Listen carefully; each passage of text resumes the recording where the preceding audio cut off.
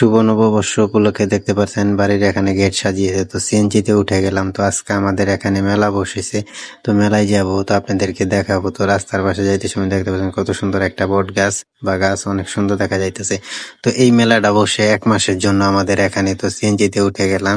তো আজকে যাবো, আমার সাথে সিয়াম আসে। তো প্রায় মেলায় এসে পড়েছি, আপনাদেরকে দেখাবো। আজকে মেলার প্রথম দিন, তো জানি না কি অবস্থা, তো এসেই পড়লাম, তো দেখাবো কি অবস্থা বসেছে।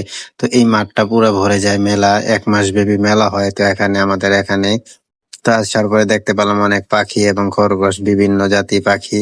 তো এই পাখিগুলো দেখে আমার ভালো লাগলো, কারণ প্রাণীকে আমি অনেক ভালোবাসি। তো এই হিসেবে আমি দেখতে আসলাম যে কি কি বিক্রি হইতেছে। এই খরগোশ জোড়া দুটো আমার অনেক সুন্দর লাগতেছে এবং ভালো লাগতেছে। তো একটা সময় আমিও খরগোশ পালছিলাম, তো এখন আর পালি না। তো দেখে আমার অনেক ভালো লাগলো, তো দেখতে আসলাম। তো জোড়া 500 টাকা বলতেছিল, তো আমি আর কিনলাম না। তো আমি আরো মেলাটা ঘুরে ঘুরে দেখাই। তো এখানে দেখতে পেলাম অনেক টেডি বিয়ার এবং পুতুল বিক্রি করতেছেন। তো আপনাদেরকেও দেখাই। তো দেখতে পাচ্ছেন অনেক সুন্দর দেখা যাইতেছিল সবগুলো, তো আপনাদেরকেও দেখাইতেছিলাম। তো মেলাটা ওরকম জাঁকজমক বসে নাই, কারণ এখনকার শুরু হইতেছে। তো এখানে ফার্নিচার বিভিন্ন কিছু আসছে মেলাতে। তো আজকে প্রথম দিন মেলার, মানে সব গুছিয়ে নিতেছে, কারণ এখানে 1 মাস ব্যাপী মেলা হবে। বিভিন্ন দেশ দেশান্তর থেকে পাগল আসে, তারা 1 মাস ব্যাপী এখানে খাওয়া দাওয়া করে মাজার উপলক্ষে।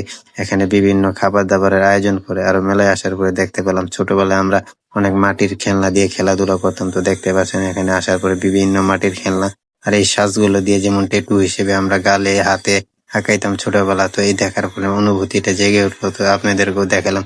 এখানে বক্সিং এই বসানো হয়েছে, তো সবাই তাদের পরীক্ষা করতেছিল তার হাতের শক্তি কত। এখানে বিভিন্ন চরকি, নৌকা, আরো বিভিন্ন কিছু। তো এখানে আসার পরে দেখলাম রাজহাঁস মেলায়। তো এই আমি অডিও আপনাদেরকে দেখালাম। তো আমার পাশে সিয়াম আছে, সবসময় আমার এই ভিডিওতে থাকে।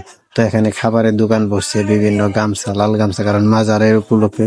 তো বিভিন্ন খাবারের দোকান বসছে, তো দেখতে পাচ্ছেন মাজারের সামনে দিয়ে। এই মেলাটা 1 মাস ব্যাপী থাকে, অনেক জাঁকজমক।